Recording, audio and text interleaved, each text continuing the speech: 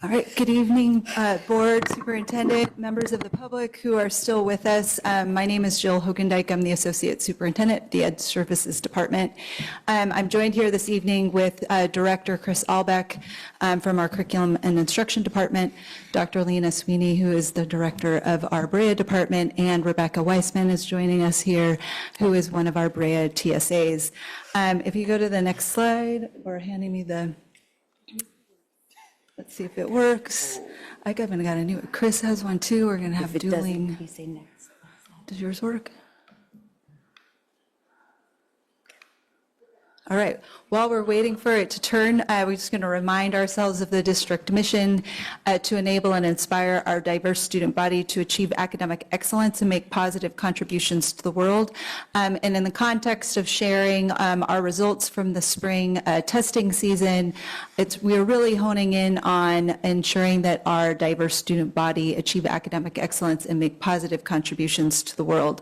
For tonight's presentation, if we go to the next slide, we are really aiming to review our BUSD Spring 2025 state assessment data. You can see there the list of the data we will be looking at, inclusive of our SBA, our Smarter Balance assessments for English, Language, Arts, and Math, our California Science Test, and we will be looking at some disaggregated data. I think what's important for our presentation tonight is that we are really looking to share both growth and proficiency.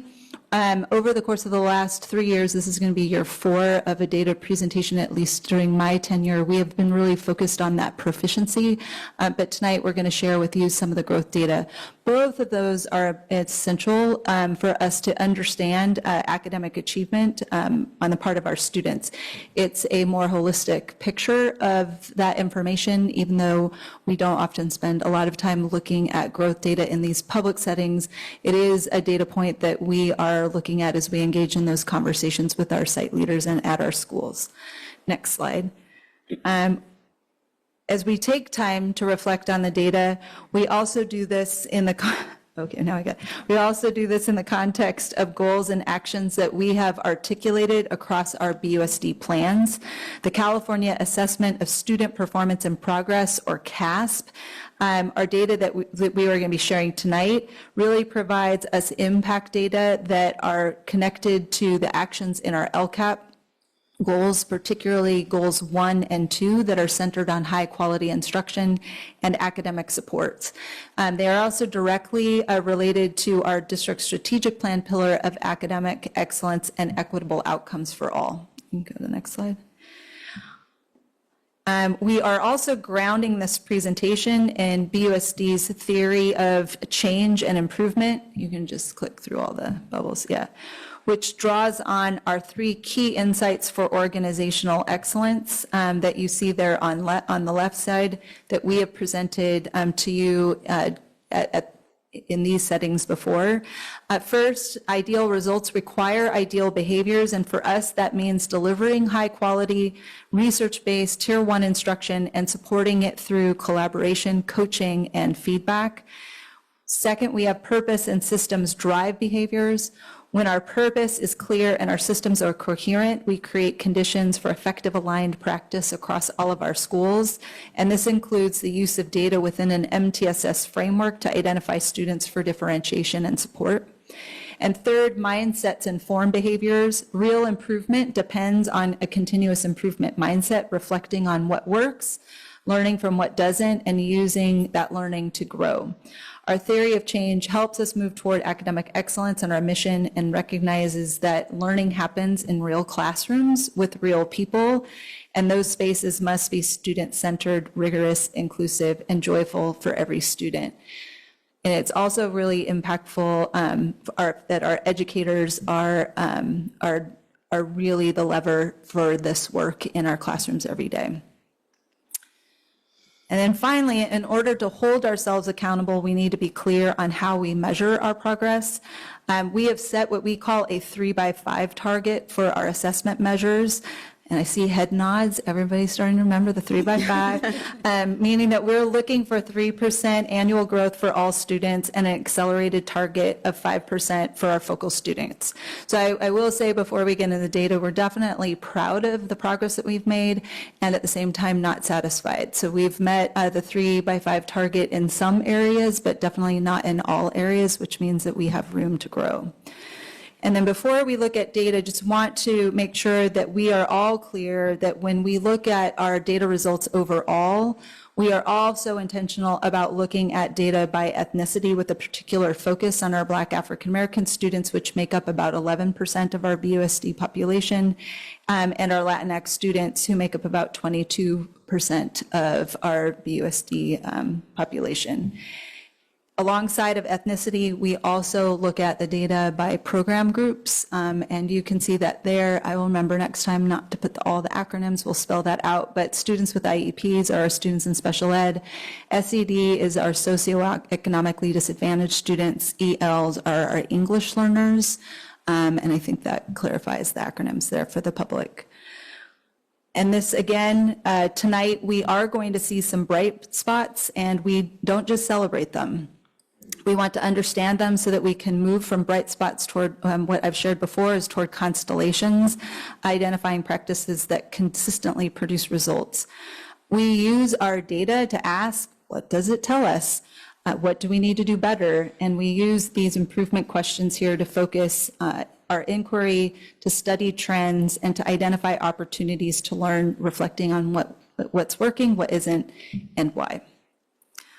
All right, so for tonight, we are going to be looking at our Smarter Balance assessments, and on the next slide, we are looking at 3 assessment data sets in particular: our Smarter Balance assessments for English Language Arts, or ELA, and our Smarter Balance assessments for math, in addition to our California Science Test.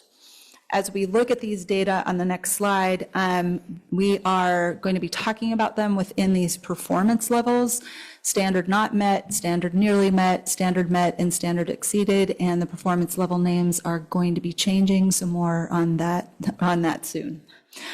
Okay, so beginning in 2022, which is, I know the year I started here, but it's also important for English Language Arts. That was really the first year of our Literacy Action Plan work.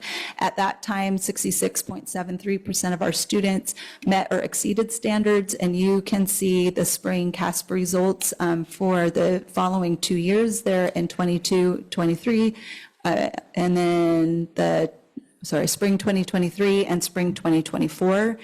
And then we'll do the little drum roll. Spring 2025, we are above the 70% mark at 71.64%, which is great. But if you click once, that is a 1.7% increase from the prior year. So we didn't hit that 3% target. But when you look at the scores over time, if you click one more time, there's an animation there. That's about 4.91% over the last 3 years from that baseline year. On the next set of slides, we have math. So again, in spring 2022, we had 57.52% of our students that scored at or above standard. And you can see those increases over the next 2 years. And then for this year, spring 2025, 66.29%. So again, one click, that's 1.63% of an increase for last year. So we didn't meet that 3% target. But if you look at that trajectory from the 22 testing administration, that's an 8.77% growth, which is pretty significant. So definitely something to be proud of. And then just want to contextualize this. BUSD students have scored higher than students in Alameda County overall, and that trend definitely has continued this year. We are about 16% higher in ELA, 18% higher in math, and then we are also outscoring the state averages that you see there. All right. And so with that, I feel like Director Aradam was she and I must have been on the same wavelength, because we're gonna start this work with our Smarter Balance participation rates, because we did a little digging last year on the participation rates, and Rebecca's going to share some information about that. Yeah. Yeah, can we, 3 left. Not 90. Cool, so we should take some science questions for sure. Well, I don't have a question. I just want to say that I really love the work that's happening with the middle school robotics teams. I was part of the birth of this process last year. It's really great to see how excited they get, and they definitely look up to the high school robotics team. So would love just to I think better understand kind of the mentorship opportunities between both groups, but it's really cute. And I don't know, directors, if you have a chance to volunteer. I spent 1 year of my kids' middle school life volunteering every Friday in the STEM classroom, and it was really amazing to see how excited they get every time they go through like a different rotation, or if you tell them like that a comparable project's happening at the high school. It's just such a wonderful grade level, so I'm really glad to see that expansion. Thank you for your work. Yeah, amazing, thank you. There's a scientist here, Dr. Snosky. I am a scientist. So I'm wondering if we know anything about how well the new science curriculum is working and how kids are engaging with it and feeling about it. I mean, I know it's hard to tell, especially in the context of all the other changes with the other subjects and also post-COVID. You know, it's bound up in so many things, so I don't know that the data necessarily shows, but I'm wondering if we have a sense of that.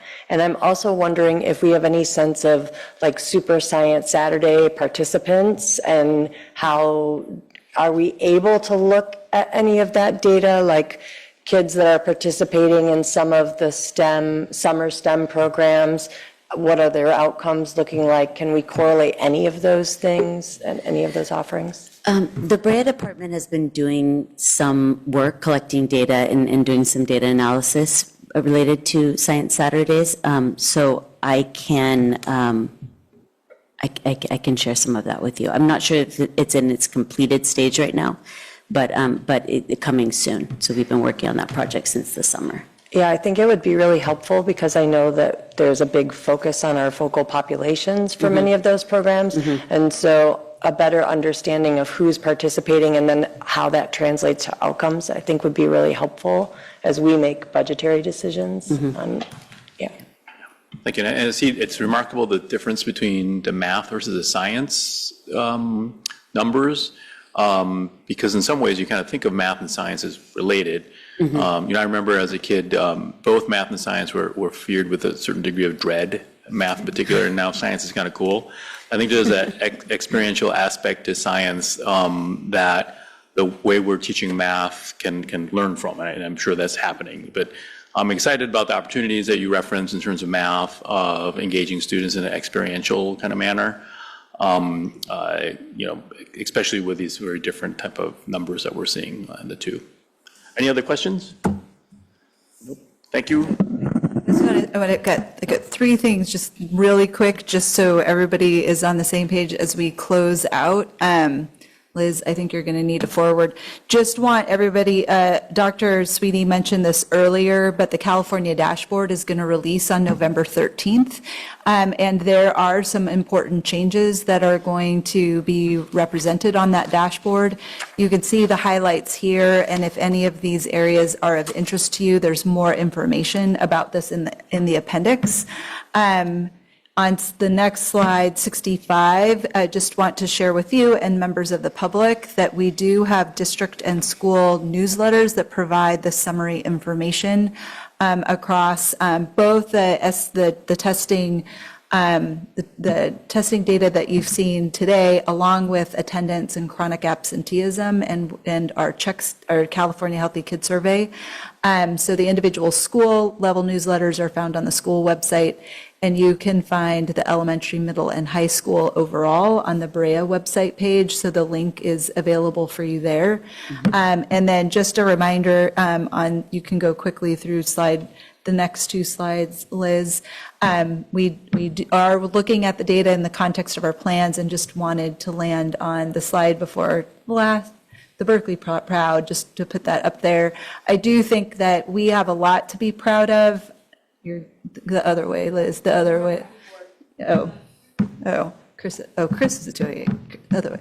Very proud. We do have a lot to be proud of in terms of the progress that we have made, particularly over the last 3 years. When I think about my entry point and superintendent's entry point in the 22-23 school year, there's a lot of infrastructure work that we honed in on, and our superintendent had called out a need for organizational clarity, and she identified the 4 I's of identity, identified focal student groups, infrastructure, and implementation. And I think my team, there's been a lot of work that I'm really proud of in terms of building the infrastructure and leading toward more coherence and implementation.